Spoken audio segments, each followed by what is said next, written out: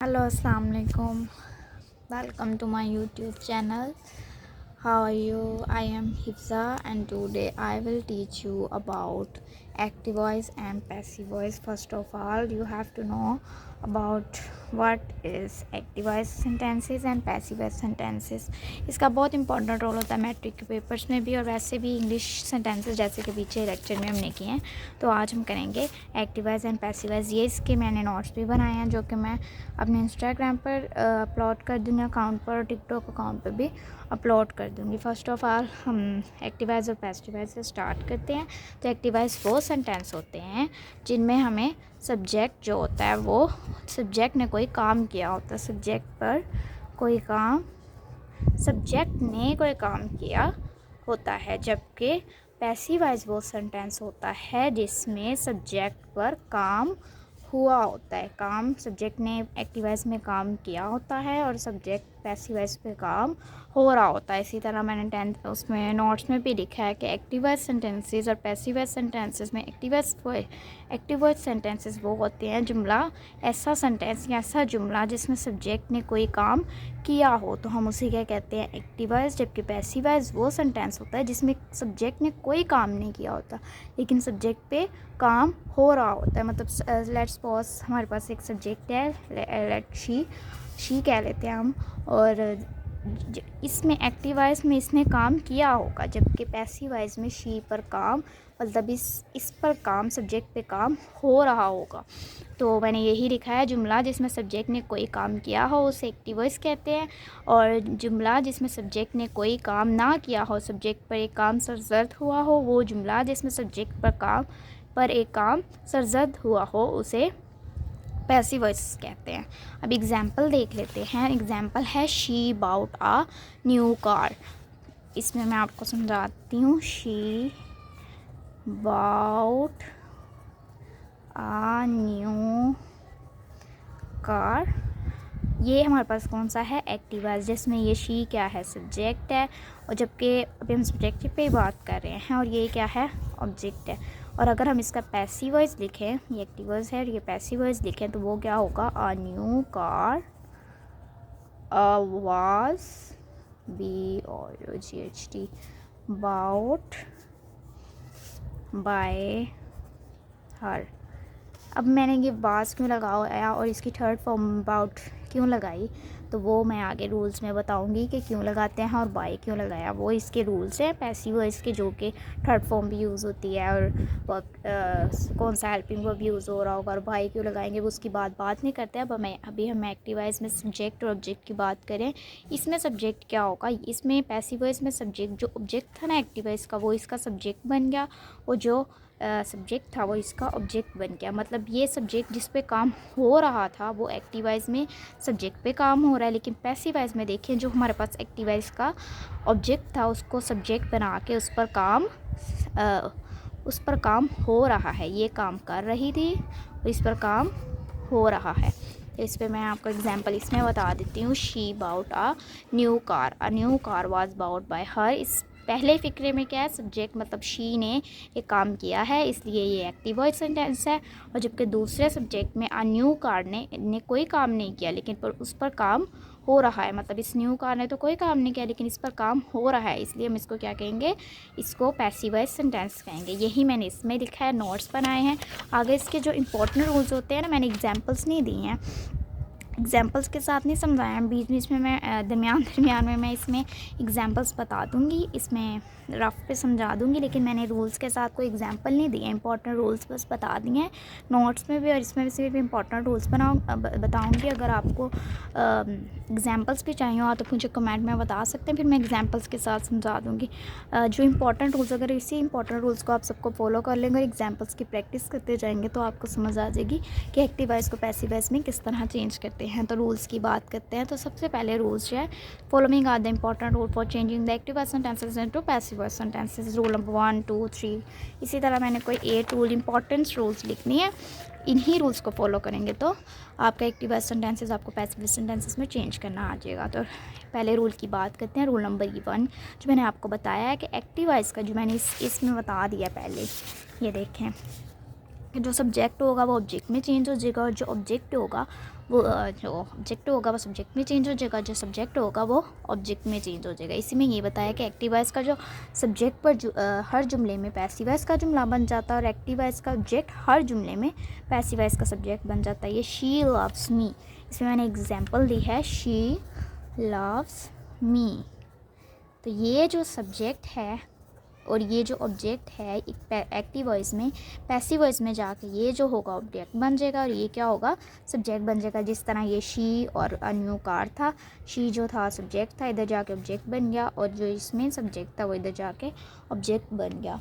उसके बाद दूसरा रूल क्या है, एक्टिव वॉइस में चेंज करते वक्त हम वर्ब की थर्ड फॉर्म लगाएंगे, जो मैंने इसमें लगाई थी, she bought a new car. तो इसमें जो बाउट है, बाय की जैसे कि इसकी फर्स्ट फॉर्म होती है, उसकी थर्ड फॉर्म क्या होती है, बाउट होती है। तो हमने इसकी थर्ड फॉर्म लगा दी है। हर एक में सेकंड रूल इसका ये है कि एक्टिव वॉइस में पैसिव वॉइस में चेंज करते वक्त हम क्या लगाएंगे, वर्ब की थर्ड फॉर्म लगाएंगे। इसलिए हर रूल में इसी तरह होता है कि वर्ब की थर्ड फॉर्म लगती है।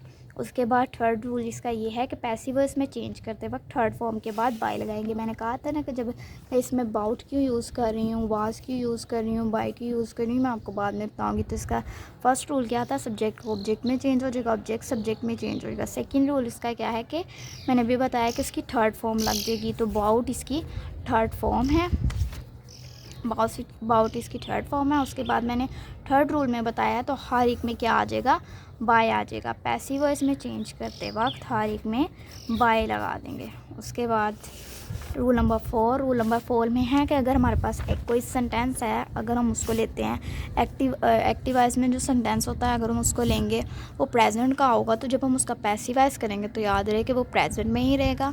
अगर हम उसका पास्ट में कोई सेंटेंस लेंगे जो कि हमने पैसिव वॉइस में चेंज करना हो, तो वो पास्ट में ही रहेगा। अगर फ्यूचर में लेंगे तो वो फ्यूचर में ही रहेगा। उसके बाद रूल नंबर 5 की बात करते हैं। तो रूल नंबर 5 कौन कौन से होते हैं। रूल नंबर 5 में WH वाली फैमिली और हाउ वाली होती है। WH में जो अभी वर्ड, जैसे कि वो वर्ड से स्टार्ट होगा, वाई से स्टार्ट होगा और वर्ड से स्टार्ट होगा।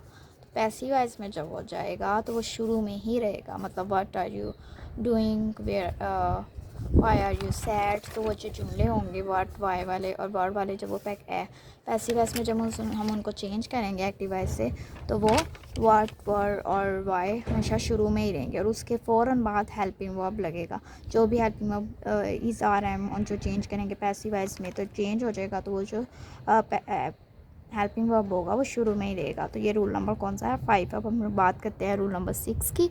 तो रूल नंबर 6 है कि जो अगर हु होगा एक्टिव वॉइस में, जब हम उसको पैसिव वॉइस में चेंज करेंगे तो वो बाय हुम बन जाएगा। मतलब हु, लेट्स सपोज एक जुमला है, हु ओपन्ड द डोर।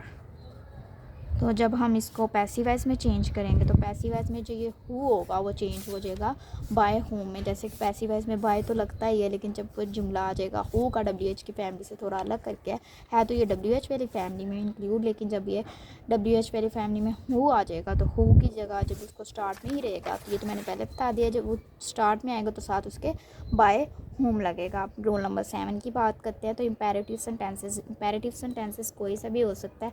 जो उसमें इम्पेरेटिव सेंटेंसेस को जब हम पैसिव वॉइस में चेंज करेंगे तो उसके शुरू में क्या लग जाएगा, लेट लग जाएगा। उसके बाद जब ऑब्जेक्ट होगा उसे वर्ब की थर्ड फॉर्म से पहले बी लग जाएगा। इम्पेरेटिव जुमला, यही मैंने लिखा है कि इम्पेरेटिव जुमला को अगर हम पैसिव वॉइस में चेंज करना हो तो शुरू में लेट लगाएंगे, उसके ऑब्जेक्ट और वर्ब की थर्ड फॉर्म से पहले बी लगाएंगे। जैसे कि कोई सा भी सेंटेंस हो सकता है। जैसे कि इम्पेरेटिव सेंटेंस का एक जुमला होगा, open the door, open the door. ये एक इम्पेरेटिव सेंटेंस है। जब हम इसको पैसिव वॉइस में चेंज करेंगे तो लेट द डोर बी लग जाएगा ना इसके शुरू में। फिर ओपन उसकी थर्ड फॉर्म होगी, और जो द डोर होगा ऑब्जेक्ट होगा, वो जो भी बाकी सारी वही इसी तरीके से होगा, थर्ड फॉर्म लगेगी और जो भी होगा। लेकिन इम्पेरेटिव सेंटेंसेस में ना पैसिव वॉइस में चेंज करते वक्त ये याद रखिएगा उसके शुरू में लेट लग जाएगा। उसके बाद रूल नंबर 7 में ही एक छोटे सी और इसकी बात है इम्पेरेटिव सेंटेंसेस की, कि इम्पेरेटिव सेंटेंसेस में जैसे कि मैंने कहा ओपन द डोर्स की एग्जांपल ली है, जब हम उसको चेंज करेंगे पैसिव वॉइस में तो लेट शुरू में लग जाएगा।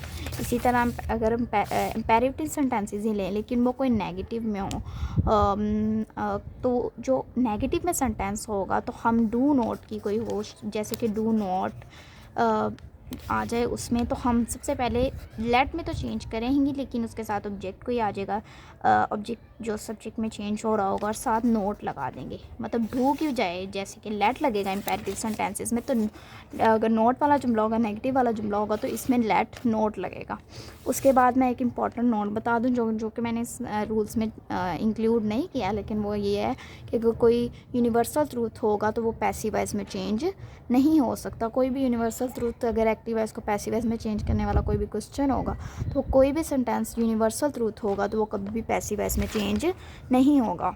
इसकी एग्जांपल भी हो सकती है कोई, लेकिन मैंने अब आगे रूल नंबर 8 की बात करते हैं। ये नोट इंपॉर्टेंट नोट है कि यूनिवर्सल ट्रूथ जो है वो सेंटेंस हो तो वो कभी भी पैसिव वॉइस में चेंज नहीं हो सकता। अगर रूल नंबर 8 की बात करते हैं, रूल नंबर 8 में मैंने हेल्पिंग वर्ब चेंजेस के जो हेल्पिंग वर्ब एक्टिव वॉइस में पैसिव वॉइस में चेंज होते हुए जिस तरह चेंज हो जाते हैं वो मैंने लिखे हैं। इसके कोई एग्जाम्पल नहीं दिया है, लेकिन अगर आप एग्जाम्पल भी चाहते हैं मुझे कमेंट कीजिएगा तो मैं एग्जाम्पल वाली भी एक वीडियो बना दूँगी। उसके बाद जो एक्टिव वॉइस में अगर किसी सेंटेंस में ई या ई एस आ जाएगा तो वो पैसिव वॉइस में जाके इज़ आर एम में चेंज हो जाएगा। अगर एक्टिव वॉइस में इज़ आर एम आ जाए तो वो पैसिव वॉइस में जाके इज़ बीइंग, आर बीइंग और एम बीइंग आ जाएगा। अगर एक्टिव वॉइस में हैज़ एफ आ जाए सेंटेंस में तो पैसिव वॉइस में जाके हैज़ बीन और हैव बीन आ जाएगा। अगर पास्ट इंडेफिनिट सेंटेंस होगा जिसमें सेकंड फॉर्म आती है, वर्ब की सेकंड फॉर्म आती है, तो वो वाज वर्ब में चेंज हो जाएगा।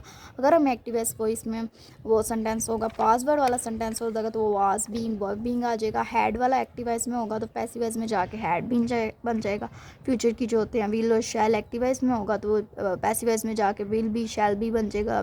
अगर एक्टिव वॉइस में विल हैव और शैल हैव आएगा तो पैसिव वॉइस में जाके विल हैव बीन और शैल हैव बीन आ जाएगा।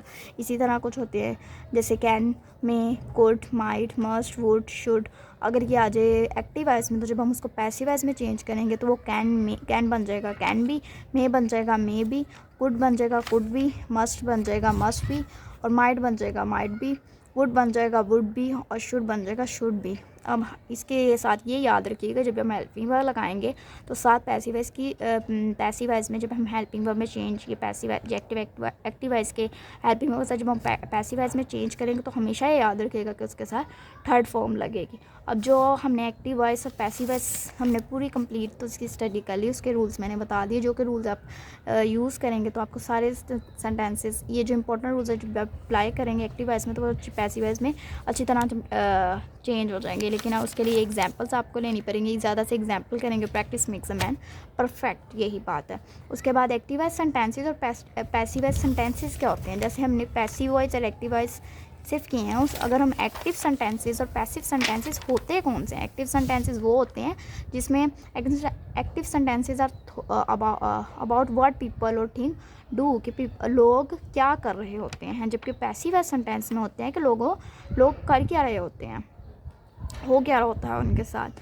जैसे कि एक्टिव सेंटेंसेस एग्जांपल से आपको ज़्यादा साफ समझ आएगी। अगर एक्टिव सेंटेंस में हो ही लव्स मी एक एक्टिव सेंटेंस है, अगर हम उसको पैसिव सेंटेंस में हो जाएगा तो आई एम लव, मतलब वो मुझसे प्यार करता है। जब हम पैसिव सेंटेंस में जाएंगे वो प्यार कर रहा होगा, मतलब ये जो होगा इसमें भी सब्जेक्ट ऑब्जेक्ट में चेंज हो जाएगा। वही सारी एक्टिव वॉइस पैसिव वॉइस की सारी रूल्स की तरह ही हैं। जैसे ही रूल्स कर लेंगे तो वो सारे हो जाएंगे। अगर आप चाहते हैं कि मैं इस रूल्स के साथ एग्जांपल्स जैसे कि ये एग्जांपल्स में करूं, ये हेल्पिंग वर्ब के साथ हर एक एग्जांपल में करूँ तो आप मुझे कमेंट कीजिएगा, मैं इसकी एग्जांपल भी करूँगी। आई होप कि आपको ये वीडियो कोई फ़ायदेमंद हुई हो थोड़ी बहुत। उसके लिए मैं जो इसके नोट्स हैं एक्टिव वॉइस और पैसिव के भी अपने इंस्टाग्राम अकाउंट पे भी अपलोड कर दूँगी और टिकटॉक अकाउंट पे भी अपलोड कर दूँगी। इसका लिंक मैं डिस्क्रिप्शन में दे दूँगी।